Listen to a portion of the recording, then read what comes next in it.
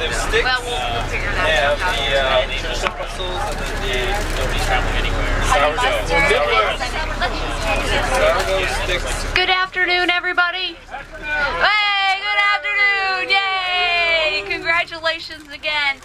My name is Laura, and this is Tom, and we're your tour team for this afternoon.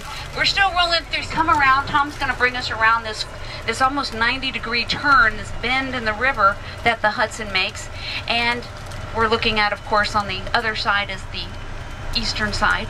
This is the western side. And when we come up around where our bridal party are taking their pictures, it was this bit of land that pokes out into that bend in the river, and it was referred to as the West Point of the Hudson, hence the name West Point. Now, when this was Fortress West Point, there were about 45 different structures, forts and readouts, as they're called, that made up Fortress West Point. The five most major, there was Fort Webb, that would have been on the other side, down by the bottom of Buttermilk Falls, on the other side of the Visitor Center. Fort Meigs and Willis would have been actually kind of up back in the woods in this area. And it would have, if you look over here on your right, on top of Thayer Hall, you see a little walkway for the cadets to go over.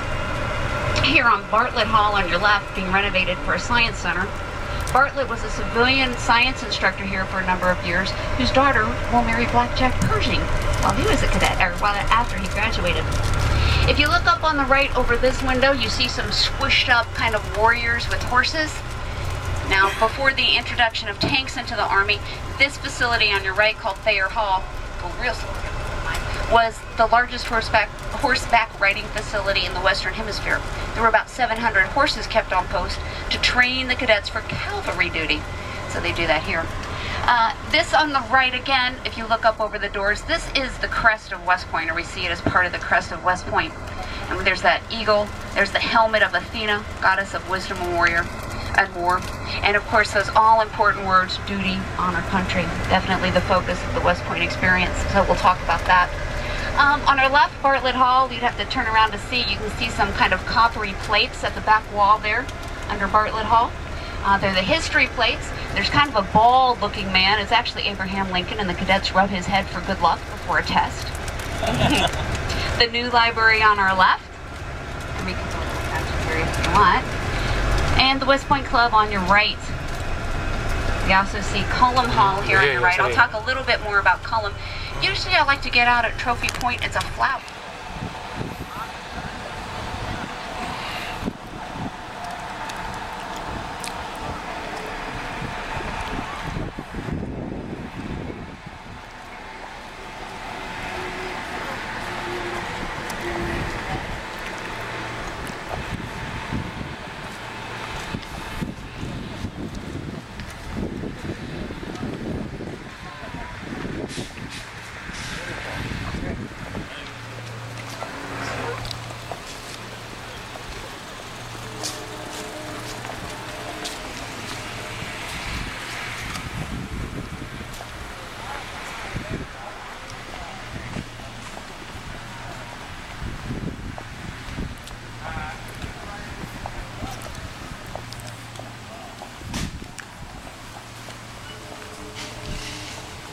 This is why it's called West Point. The southern turn of the river. Beautiful. Hudson River.